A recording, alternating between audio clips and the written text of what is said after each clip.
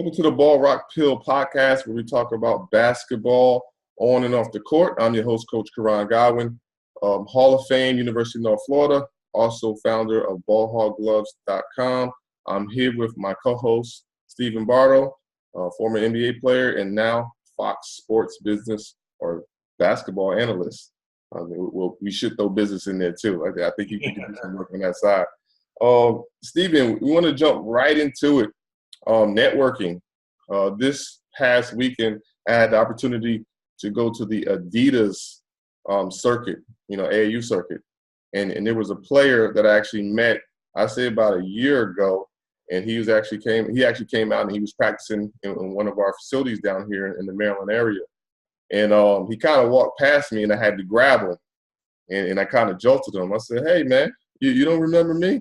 He said, "Oh, Coach, yeah, I do." I said, "Look, man, this basketball thing is a network."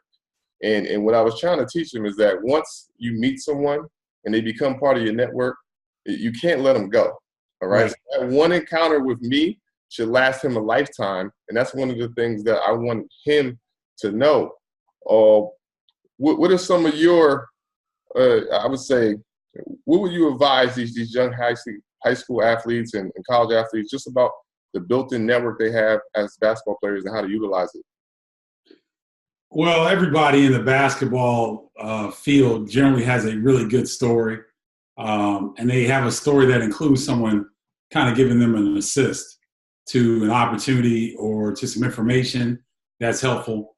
And so I've got a ton of them, but the thing that really sticks out to me, the one that kind of sticks out to me right now, is my high school coach, Doug Willard, did an amazing job at the high school level. He sought out college coaching, what do they call those, clinics, where he was always learning. He was learning culture. He was learning what coaches do in practice, how they bring their guys together, everything from pregame meals, all this. So we pretty much were running a college program while I was in high school. Well, my high school coach ended up becoming the athletic director at South Florida University years later, was the associate athletic director at Washington State University, was the athletic director at St. Louis University.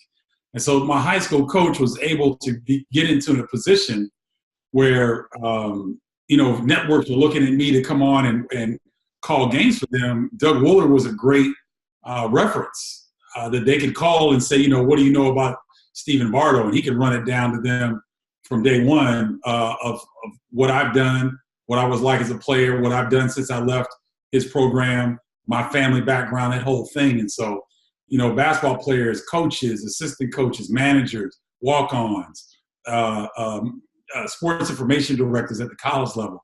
It's just so many different layers of basketball that we can definitely get better at networking with. Yeah, and I often tell parents that it's not only a basketball thing. When I talk to parents about sports and why they should involve their young son or daughter in sports, I said it's a built-in network. I mean, when you talk about basketball, like you said, you talk about the coaches, you talk about assistant coaches, you talk about the players of different backgrounds that you get to come in contact with that you normally wouldn't. I would say that personally, basketball has been great to me, as far as getting jobs, through my basketball network, whether it be former players, whether it be a coach. I actually got a job opportunity from my athletic director at University of North Florida. The network is just so powerful. And those are some of the things that you benefit from. I mean, even in football and other sports, football, you got tons of teammates, tons of That's right.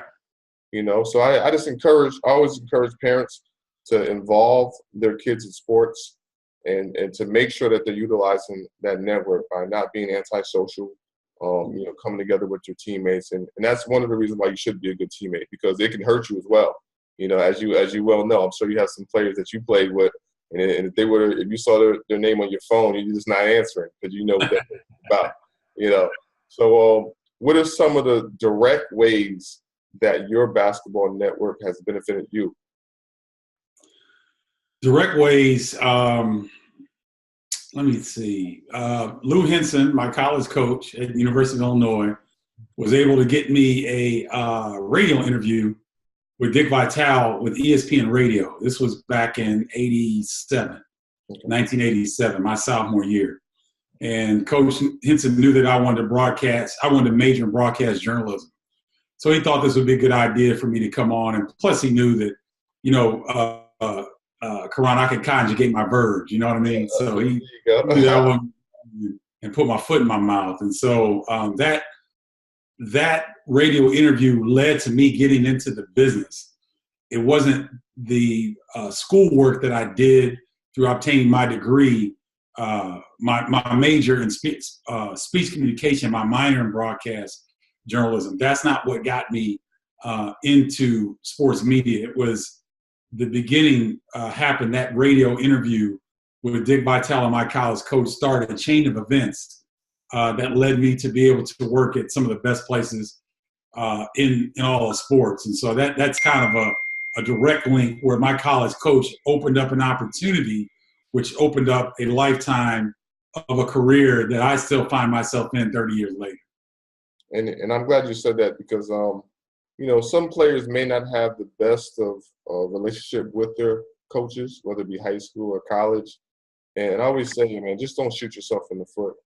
Even if you do have to transfer, make sure that person knows, okay, even though I may not be the type of player that fits your system or vice versa, we're both great people and we can always stay in contact. Case in point, when I transferred from the University of Buffalo, one of the reasons why I went to the University of Buffalo is because the head coach was worth millions of dollars on Wall Street at the time. And me just looking ahead, just knowing that I had an interest in business, I was saying maybe I can get a job from this, just being a part of his network. And when I was transferring from the University of Buffalo to University of North Florida, I made sure I was in that office every day and say, look, I'm leaving, but I need that job. And he was able to get me a job on Wall Street, something that even coming from North Florida, every time I went home, I live right there in Jersey. I take that PATH train right downtown and work in the World Financial Center. So that experience was just great for me. And it was a way that I actually utilized my network while keeping it, in good standing with the coach. Instead of being upset and just thinking that the world was against me, I embraced the opportunity to actually utilize him and his network. Let me ask you this, Koran, on that topic. How did you know that this coach at the University of Buffalo was worth this amount of money on Wall Street? Well, the first thing people used to say when I was thinking about Buffalo is, you going to go up there with all that snow? So, to combat that, just me being one of those teenagers, I had to come up with something that was, I'd come up with other reasons to go up there. Okay. First I didn't think the snow was as bad as what it was until I got there. It was 62 inches of snow on the worst day I was there. But I actually just did my research, of all the coaches and some of the people that were recruiting me. And that's one of the things that I found out about them. And that just piqued my interest. I mean, you never know, when you're recruiting a prospective student athlete, what the hot button was. But when they told me about that business angle and millions of dollars, I was sold. I said, I'm going to play here. So you know what? I want to say this because a lot of players will see this, and I want you players to understand what you just heard. Coach Godwin said he researched. He, the player, did his own research, didn't rely on anybody else. May have gotten information from other people, but he sought out the information himself. And this may have been around when the internet just started? This is 1997, 98. So yeah, it was just that was AOL, dial-up. Exactly. So it wasn't the information wasn't easily available like it is. I didn't know about Google. Google wasn't here yet, I don't believe. So I just want to get that point in for you players and you coaches who are working with these players. Listen to what Coach Godwin just said. It's incumbent on you to have your own level of responsibility in making these decisions, so that when you do need to leave, like Coach Godwin did, you stay in good graces and you have kind of someone in your corner for the rest of your life. So I just thought that was a great point, Koran. But go ahead. Oh yeah, definitely. Case in point, just along the lines of of what we're talking about, I have a young man that I'm prepping for the NBA pre-draft workouts. His name is Jarius Lyles, UMBC.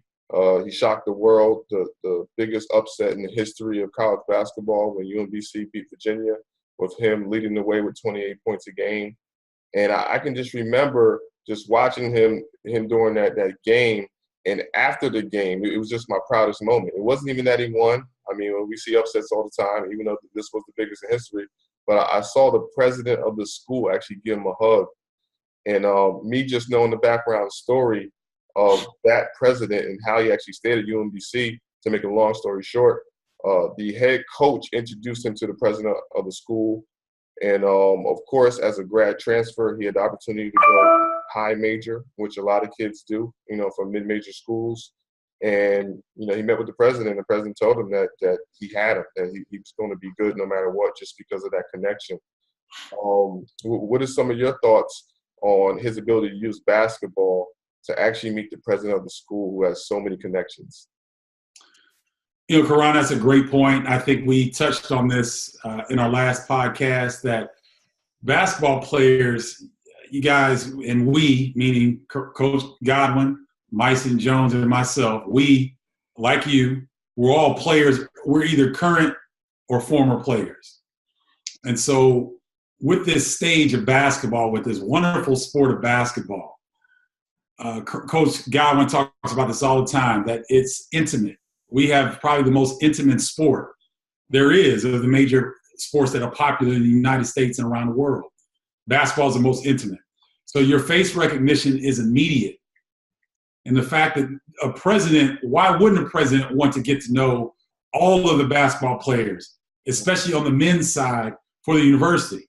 And why I say this, Coach Godwin, is because at Northwestern, when they got to the NCAA tournament for the first time ever last year, enrollment applications went up 35 to 40%. Ooh. Watch what happens at UMBC. It's going to be the same thing. When these schools that aren't normally in the tournament, that get to the tournament and have a Cinderella run, Loyola of Chicago will have a similar spike in attendance. All of these college presidents understand this. And so you as a basketball player, if you're going to any university, it doesn't have to be big time. It can be wherever you are. You represent that school better than anybody. Your faces are immediately recognized. Basketball is a wonderful platform that touches so many different areas. And so as basketball players, we have access to the athletic director. We have access to the president. I would suggest that the students, the basketball players that are going to college, meet the Alumni Association director. Why do I say this? Because if you're an undergraduate basketball player at the University of Buffalo and you get a chance to meet the Alumni Association director, so the University of Buffalo, I'm not sure the size, I'm going to take a wild guess here, but I bet they have probably 100 to 150,000 active alumni.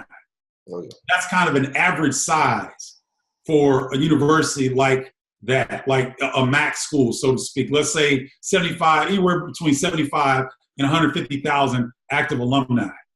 Of those active alumni, it could be 10 to 20% who are entrepreneurs that have their own businesses, that can do their own hiring. And every time that you suit up for the University of Buffalo, if those 75,000 to 150,000 aren't watching, they're going to check within a few days of the outcome of the game. And so when you think about that, when you have access to somebody like a president, like an alumni association director, like an athletic director, these people can break down walls for you because you're already representing the school. So it's important to understand, players, that you have access to everybody that has association with your particular school, whether it's high school, whether it's junior high, or whether it's college. You have access to almost everybody on that campus because you are one of the most marketable sources for that school. You represent that school every time you put on a jersey, every time you walk around campus, every time you travel. So the fact that you are one of the biggest representation of a particular school or program, you in turn have access to all of those people within that program or school. Yes, you do. And that's great. And taking it a step further, one of the things that I'm really gonna start focusing on as far as the student athletes that I'm able to help is being able to use social media too as a way to keep in contact and get to know some of these guys. You mentioned, the alumni base. I'm always following, University of North Florida. I'm sure you know everything that's going on with Illinois. You have the attention of so many people, and that's within basketball. One of the things that I would do nowadays, like let's say I went to like you said, University of Northwestern, okay, and we're going on our run, okay. Whenever you go on a run, a lot of people are gonna tweet about it. They're gonna be happy about it. It's the first time ever.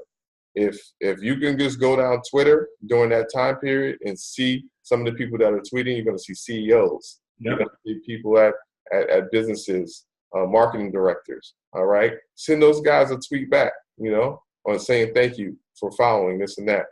And that very next year, even that same year, you may be able to have lunch with some of these guys because they would sit there and just be blown away that a member of the team that they're cheering on, that they're bringing their son and daughters to the game or having follow, is actually tweeting them and showing them some attention. And something like that can just, I don't know, just bring in so many great dividends moving forward. You and I have talked in the past before about Magic Johnson. Magic Johnson used to actually have someone detail everyone that sat courtside at the prospective game. So let's say he was going to play a game at Denver, okay? He would have somebody detail those season ticket holders and find out who the CEOs were and who the people of importance were. And he would always invite those guys to lunch. He would invite other CEOs that may not be there, but people that he wanted to get to know, he'd invite them to games. And he was utilizing his platform while he was playing so that the second he stopped playing, as you know, his career was prematurely ended due to a virus.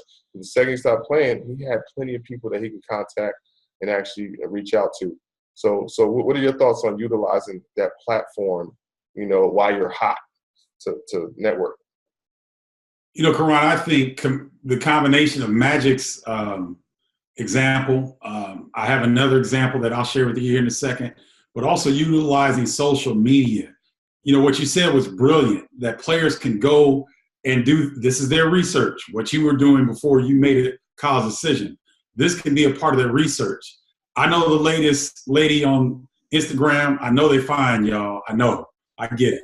But there's a small time for that, and then there's a small time to do what Coach Koran is talking about and do your own research. You guys know how to look at Twitter. You know what's going on.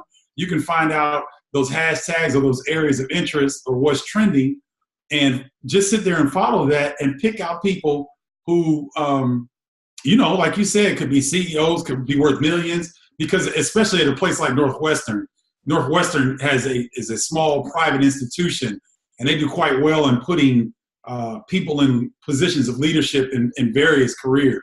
And so for those players that didn't take advantage of what you were talking about, Koran, is a shame because, that the social media makes it so much easier today to get information and to follow different people.